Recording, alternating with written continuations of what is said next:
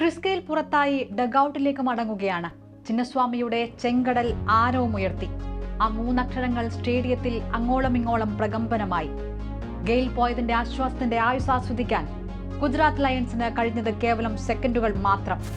Abraham Benjamin D Villiers ABD അയാൾ ക്രീസിലെത്തിയിരിക്കുന്നു.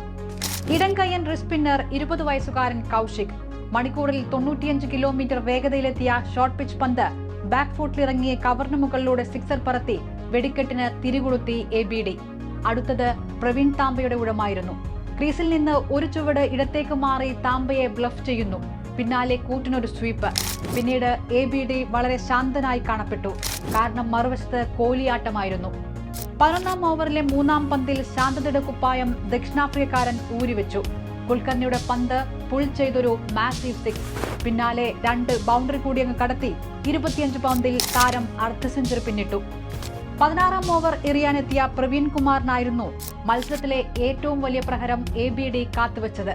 2ാം പന്ത് fine ലെഗിന് മുകളിലൂടെ, 3ാം പന്ത് മിഡ് വിക്കറ്റിന് മുകളിലൂടെ, 4ാം പന്ത് ലോങ് ഓണിലൂടെ 4, 5ാം പന്ത് വീണ്ടും മിഡ് വിക്കറ്റിലേക്ക്. 3 സിക്സും ഒരു 4ഉം ഉൾപ്പെടെ ആ ഓവറിൽ പിറന്നത് 23 റൺസ്. 43 പന്തിൽ സെഞ്ചുറി എന്ന നേട്ടവും ABD അപ്പോൾ കുറിച്ചിരുന്നു.